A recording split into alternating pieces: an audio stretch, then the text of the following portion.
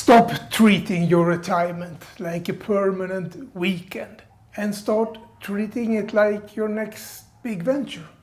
If you feel a gap in your identity since leaving the workforce, your daily retirement routines is likely the culprit to the lack of satisfaction after 60.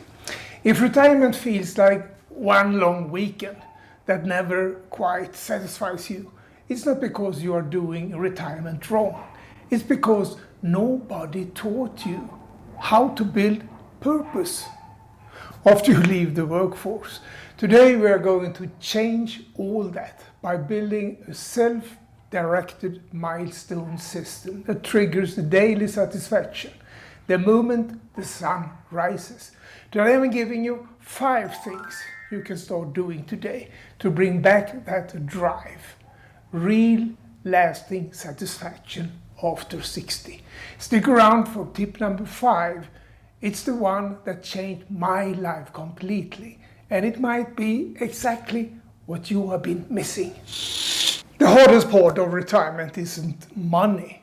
It's losing the momentum that shaped who you were for decades. No clock to punch, no deadlines, and suddenly your days start to drift. I'm 74 years old and I have lived through this exact shift. In this video, I will walk you through 5 tips that replace that drift with real direction. Tip number 5 is the one that changed everything for me, and it's coming up soon. But first, tip number 1 might make your raise an eyebrow. Tip number 1, take control of social media. Be honest, my friend. What's the first thing you do when you wake up? You reach for your phone, right? Instagram, Facebook, YouTube, TikTok, and 5 minutes turns into 2 hours before you even had your morning coffee. That's not an accident. Every platform is built to keep you scrolling. Meta knows it, Google knows it, and without a boundary, you are not a mindful user. You are the product. So what's the fix?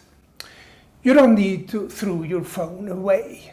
Here's exactly what I do instead. I never sleep with my phone in the bedroom. And there is 2 reasons for that. First, keeping devices away from where you sleep reduces exposure of an unnecessary EMF radiation overnight. Secondly, and honestly the bigger reason, it means I don't start my morning reacting to notifications, instead of choosing how I want my day to go. But what if there is an emergency? My kids asked me several times. The solution is simple. I still have a landline at home, and only close family and friends have that number. It's reserved for real emergency, nothing else. Take control of your technology, or it will take control of you. That leads directly into tip number 2, and it's connected in a way most people never expect. Tip number 2, learn to say no without guilt. How often do you say yes to something you don't actually want to do? Just because saying no feels awkward, a favor, an invitation, a sales pitch, and instead of an honest no, you give a hollow yes, or worse, an outright lie to avoid the discomfort. That doesn't protect the relationship. It quietly damages it. Here's how to fix that, and it comes from a place you would never expect. Early in my career, I sold vacuum cleaners door to door, yes, knocking doors. Every single customer said no before they said yes.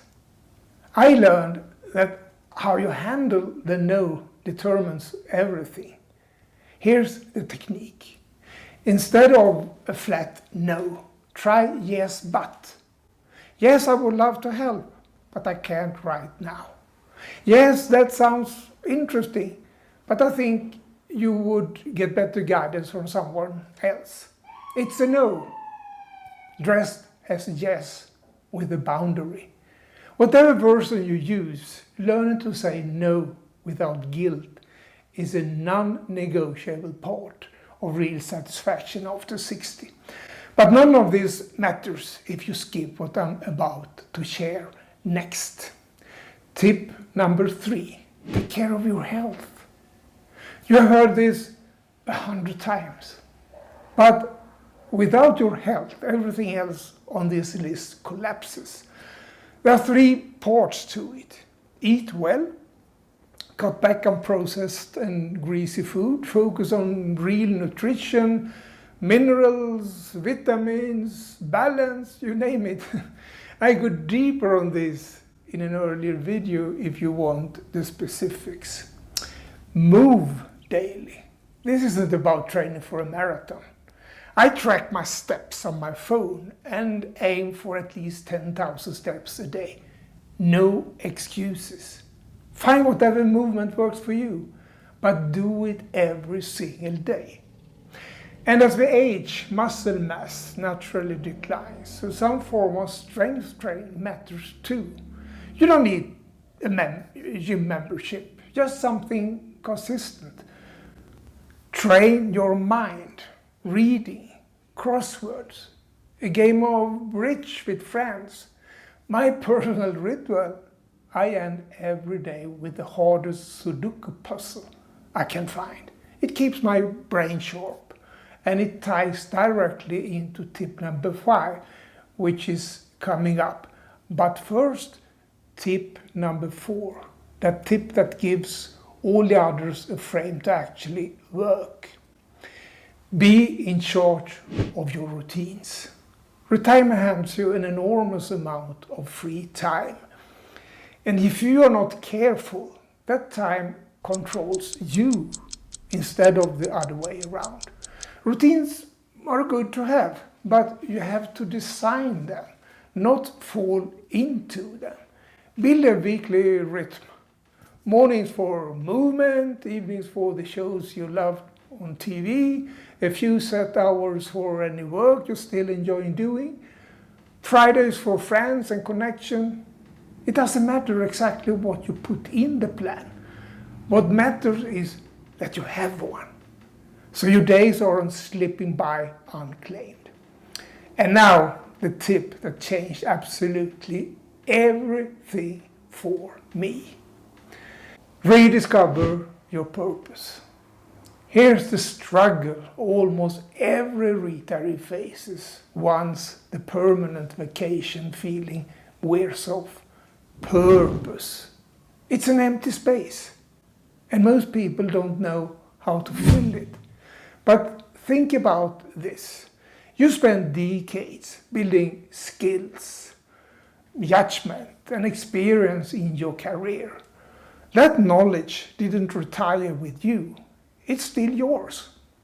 It's a genuine asset, and most people let it sit unused. Imagine taking the 40 plus hours a week you used to give your job and spending just half that time on something that's entirely yours. Something you would genuinely love doing. Sounds like a stretch? In today's world, it's more achievable than you would think. Here's exactly how I did it. I spent a few days writing down 2 lists. What I was genuinely good at and what I actually enjoyed doing. Then I researched whether any of it had real demand. People actually looking for that knowledge I had.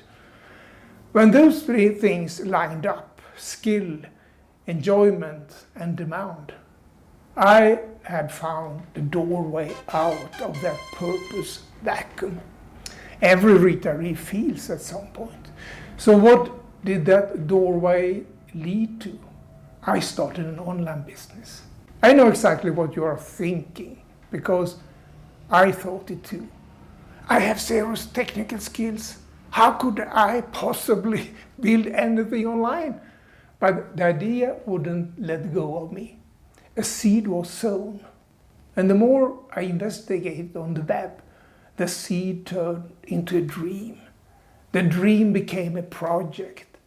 I scrolled through more scams and empty promises than I can count.